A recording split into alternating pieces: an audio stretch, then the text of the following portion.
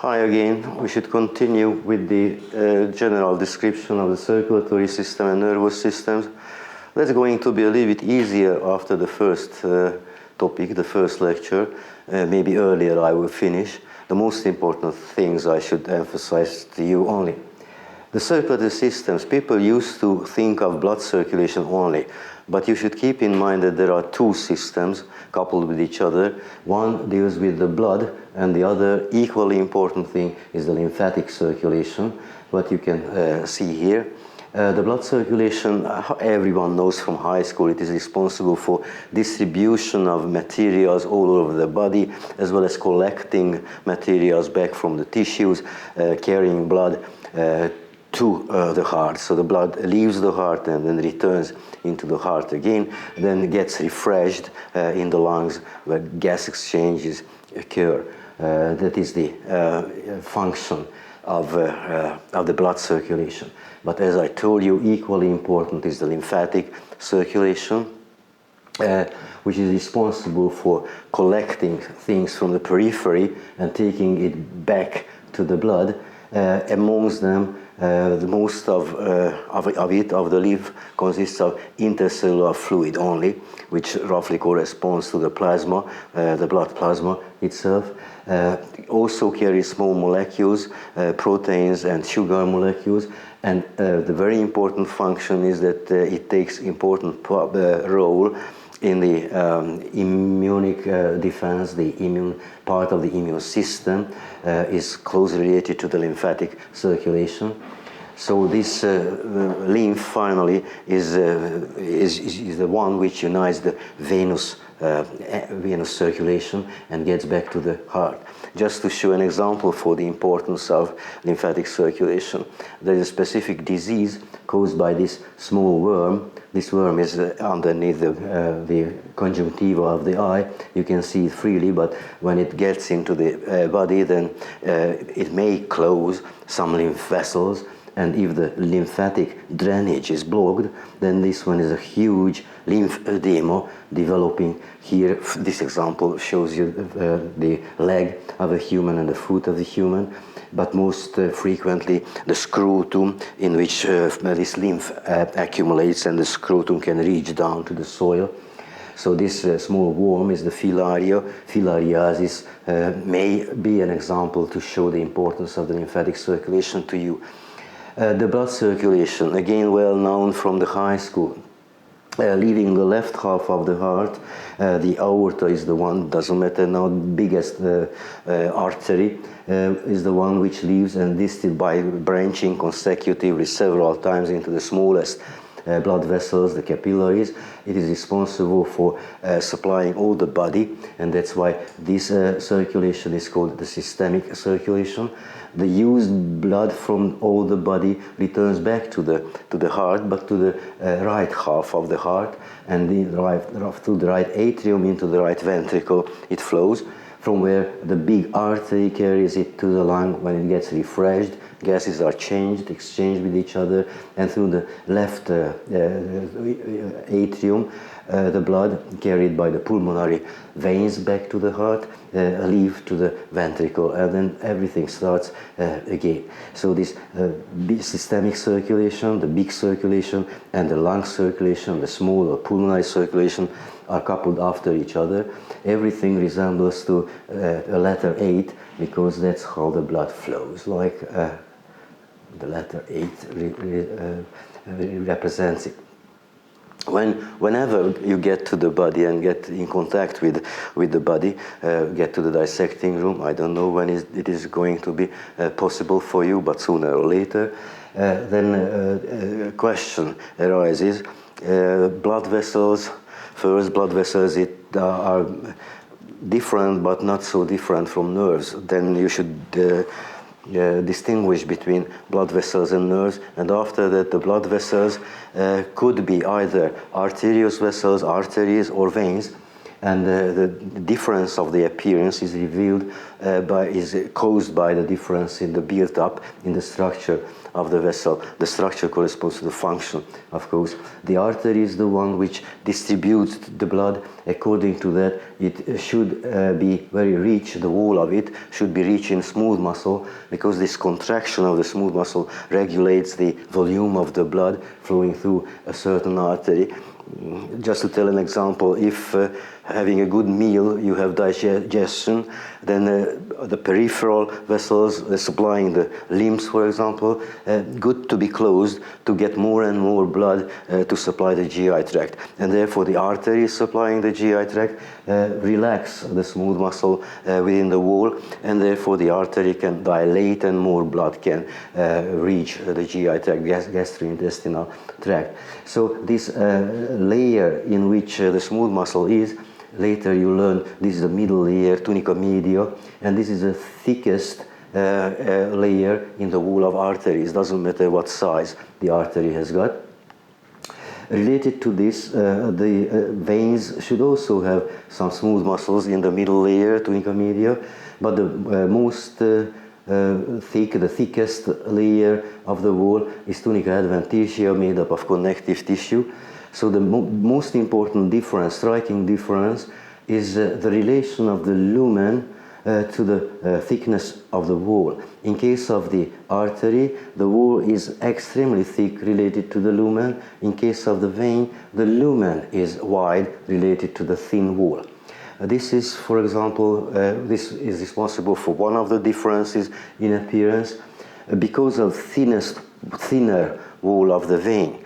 Therefore, the arteries at the time of the death, due to hypoxia, the reduced level of oxygen, the smooth muscle of them contracts and presses the blood, or tries to press the blood into the more dilatable veins, and finally the blood coagulates in the vein, and the color of the coagulated blood can easily come through the thin wall. Therefore, veins in the body, in the cadaver, are always darker, or almost always darker than the arteries. Because of the very thick tunica media, the artery keeps its round shape even after the death in the bodies, in the cadavers. It is true. Therefore, this cylindrical thing reflects the light according to a stripe. A light stripe appears on them.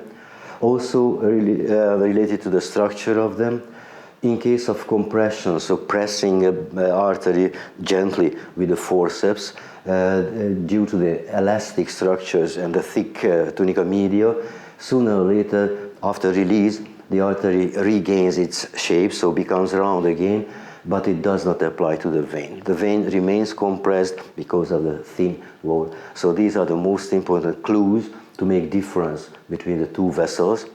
Another thing which is not visible readily with naked eyes in the dissecting room, but extremely important function, these internal foldings of the innermost layer are found in the veins, almost exclusively in the veins, and these things may act or do act as valves. When the blood flows back towards the heart, so gets higher in case of the lower limb, for example, gets higher level, and the blood, due to gravitation, tends to flow back, then first it fills up these small reflections which resemble to a packet or something like that, and by this filling up, the ends of these elevations reach each other, and therefore they prevent the backflow of the blood into lower levels or more distal levels of the venous system. So these are venous valves, and this pressure which presses the blood up or towards the heart is mainly contraction of muscles in between which the vessels are built, and when the muscle gets shorter, it widens, of course, and it presses the vessels. The artery could less be pressed, but the artery is pressed and the blood is pushed up. The backflow is prevented by the closed valves.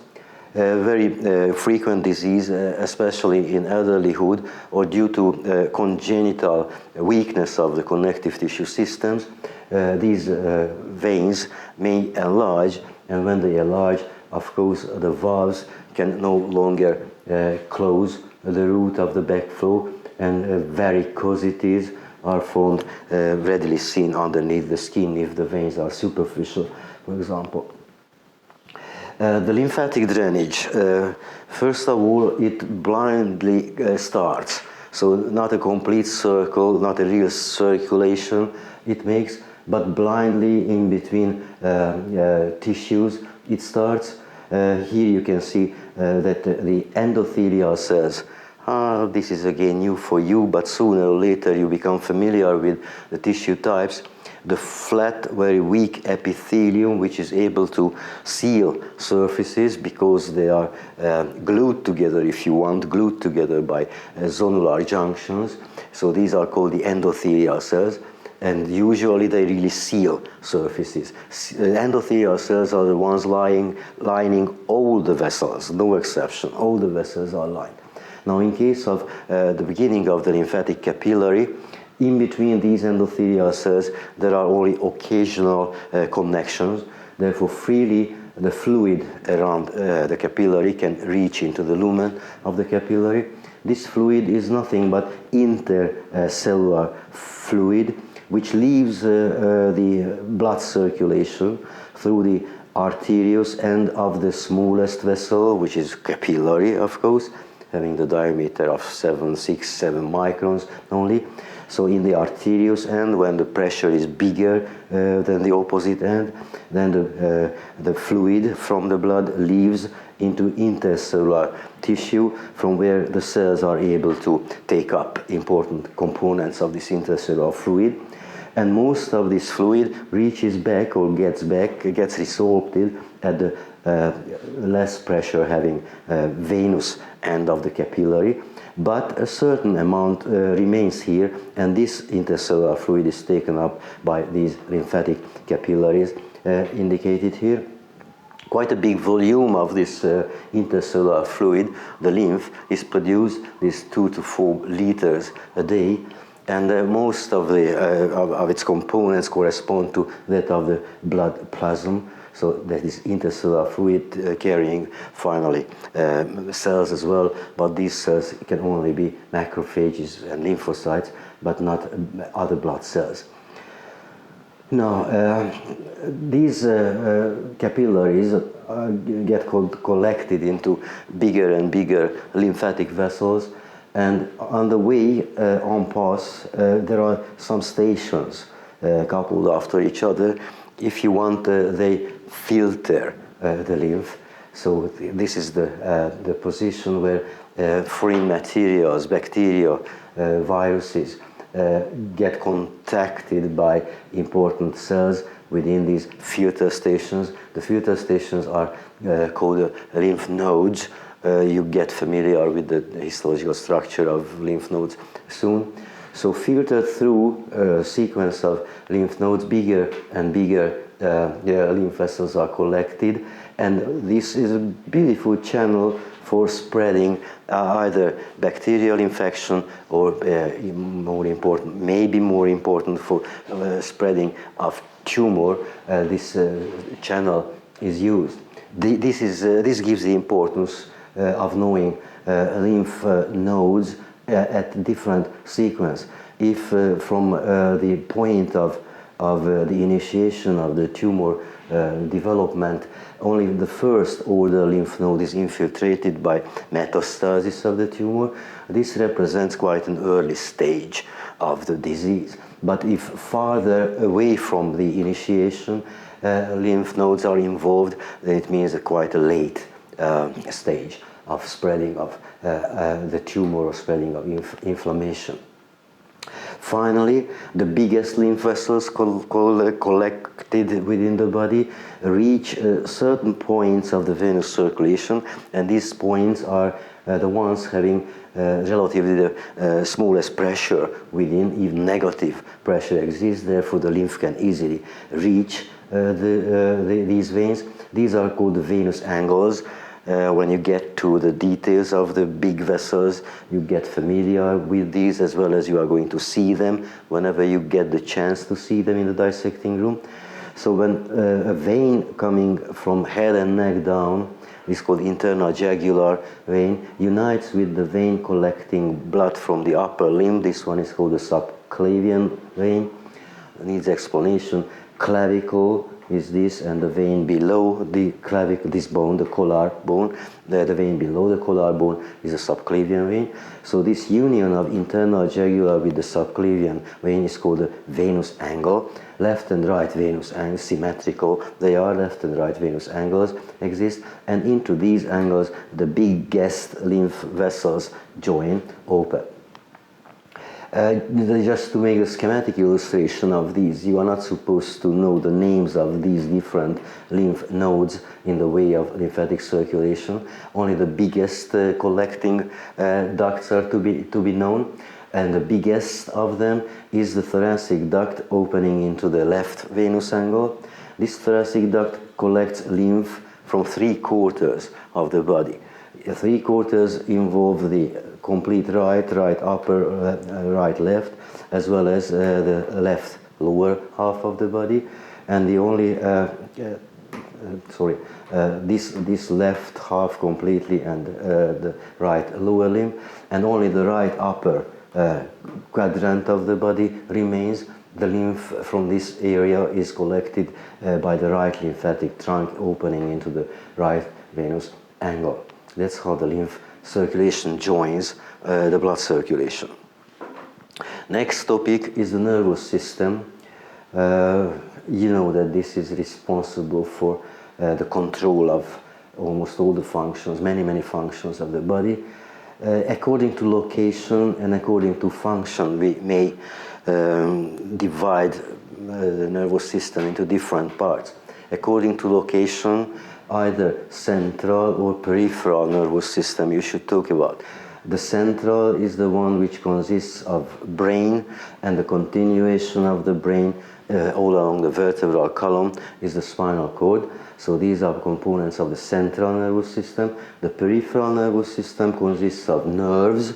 Nerves may leave the brain, or may leave the spinal cord, or enter the brain, enter the spinal cord. As well as at the periphery, also there are some accumulations of nerve cell bodies, and these are called the ganglia. So ganglia are the other components of the peripheral nervous system. Not needed for this semester, but just to complete this topic, the brain consists of two huge hemispheres, left and right hemispheres. I think everyone knows that. Below which hemispheres of the cerebellum, the small brain, lies, and all these hemispheres are attached to a stem-like structure holding the hemispheres on the dorsal and the superior side on them, and this one is called the brainstem. So from these structures, mainly from the brain, not this, only from the brain stem, cranial nerves leave. The spinal cord consists of different segments. In a minute we are going to get familiar with the definition of a segment. So different levels, and from each of these levels, these segments, one pair of nerves leave, and these are called necessarily the spinal nerve. Here's a list of different segments. Just in a minute we are going to talk about them.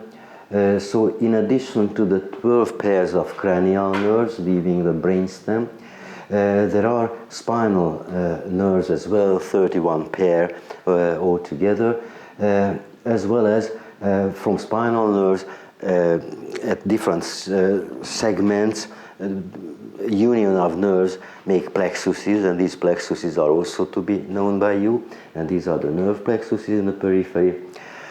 The ganglia, belonging other component of peripheral nervous system, either could be of sensory ganglia. I think it does not need explanation, but in way of incoming information towards the central nervous system, There are pericardia of these fibers, nerve cell fibers, accumulated in a certain position. These are called the sensory ganglia. For example, on the dorsal, doesn't matter one part of the spinal nerve, this swelling, enlargement corresponds to a sensory ganglia called intervertebral or spinal nerve ganglion. But the other group of ganglia, equally important, but that belongs to the autonomic nervous system.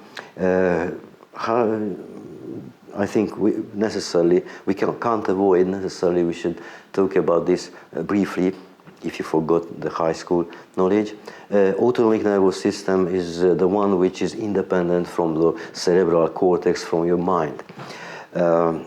Your mind, your brain has no control on this function. So if it comes to a question whether a function is autonomic or not, opposite to autonomic is somatic. Somatic is under control of your mind. So if it's autonomic or not, you should ask yourself whether do I have influence on this function or not. For example, am I able to increase my heartbeat rate now or not? I can't, so it's an autonomic function. Can I increase my blood pressure or core temperature of the body? All these things are independent from the cerebral cortex, from the mind. These are autonomic functions.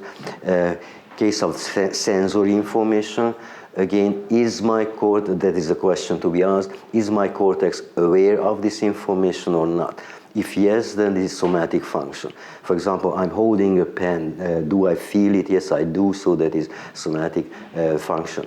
But do I know my oxygen tension of my blood, for example? I have the cortex has no idea, but the central nervous system is informed by this information, so continuously the blood oxygen is monitored. So this one is again an autonomic function.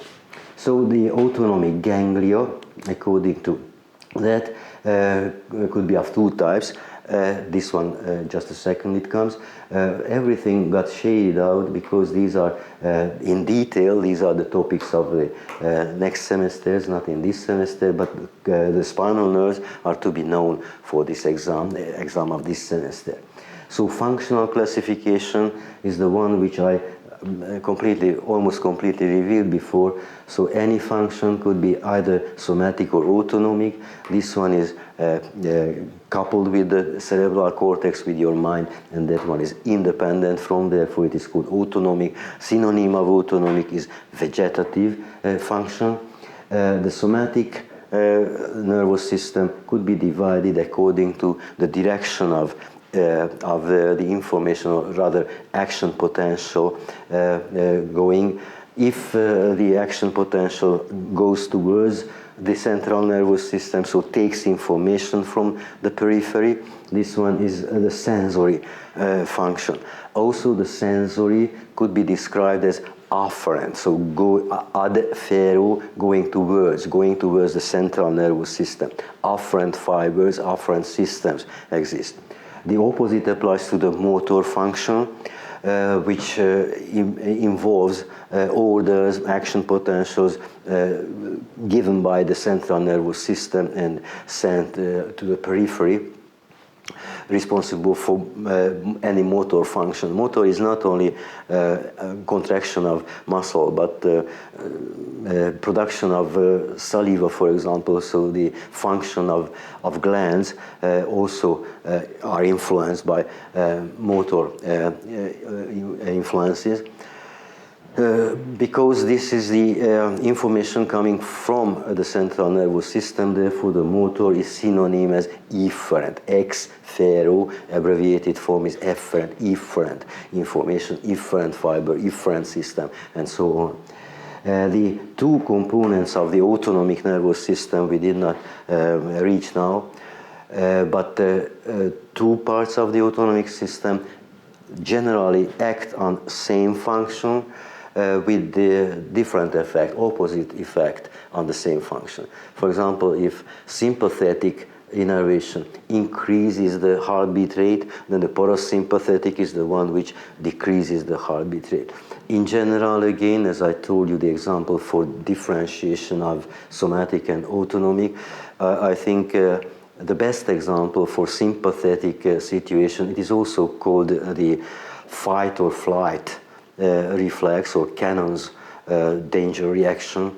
So when the body is endangered and either forced to fight or forced to run away, this is sympathetic situation.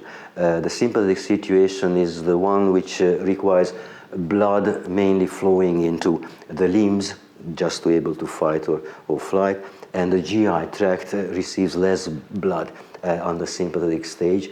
Opposite applies to the parasympathetic situation, when everything feels live, feels beautiful to you. You had a good meal, you are watching television, and you get relaxed. Therefore, your eyes are set parallel with each other, and you just lay back, not using your limbs and nothing. And most of the blood circulates within your GI tract, the gastrointestinal system, making a quite quiet digestion. So according to that, the two components of autonomic nervous systems are the sympathetic and the parasympathetic nervous system. As I promised to you, we should talk about spinal segments.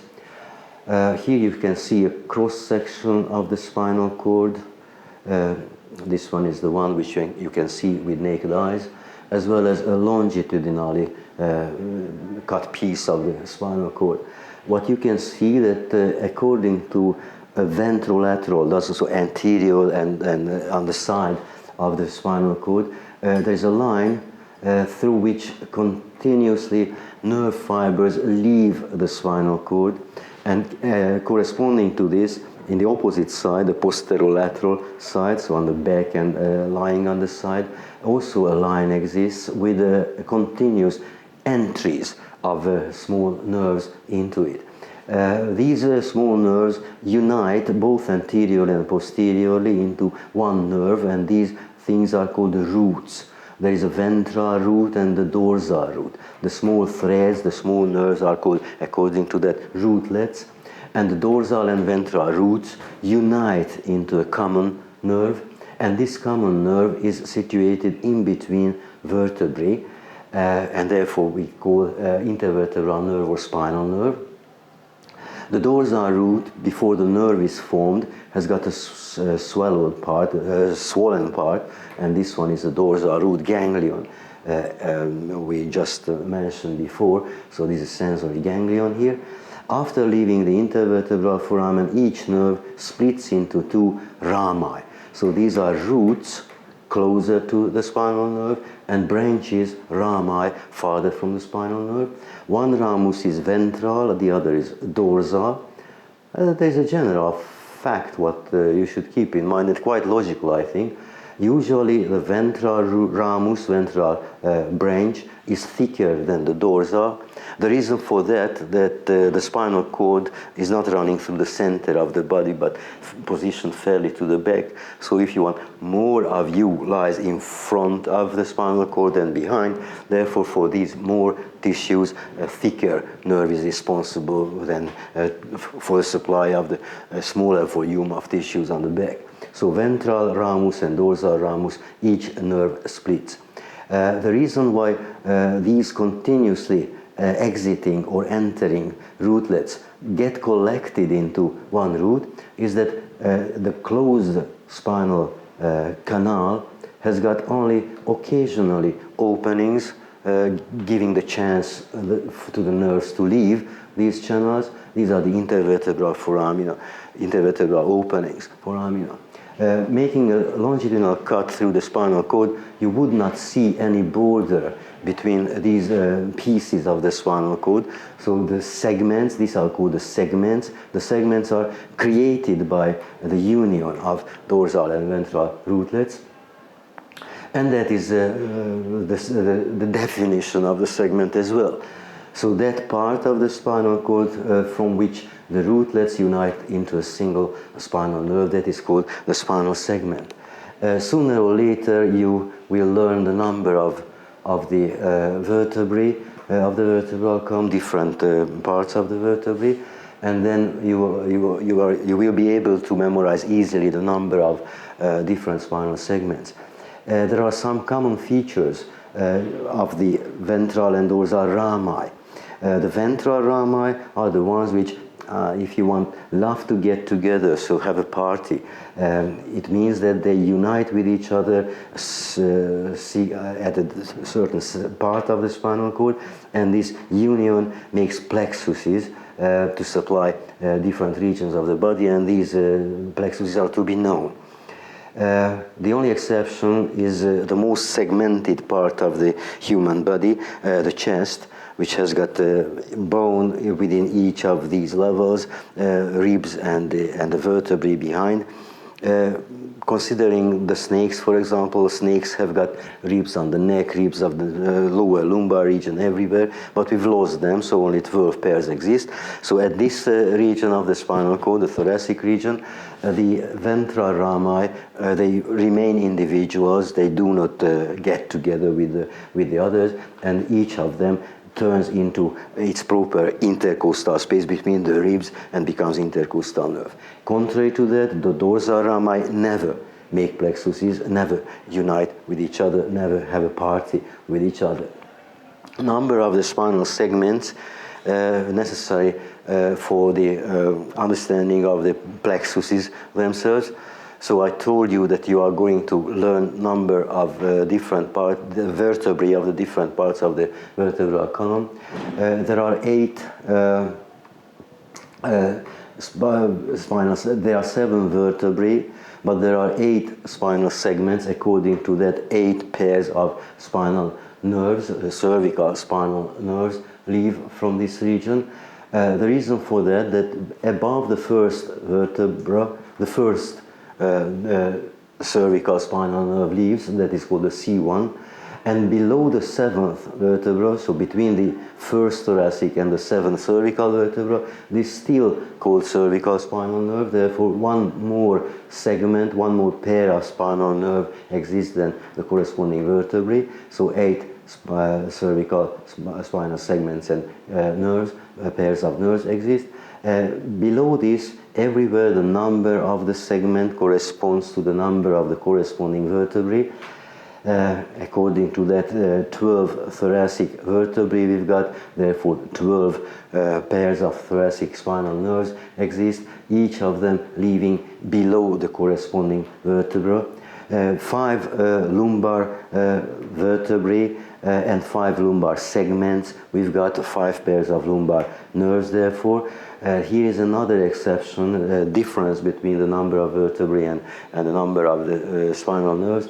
The number of the coccygeal, the lowest part of the vertebral column, coccygeal vertebrae is something like 3 to 6, but only one spinal segment exists at the coccygeal region.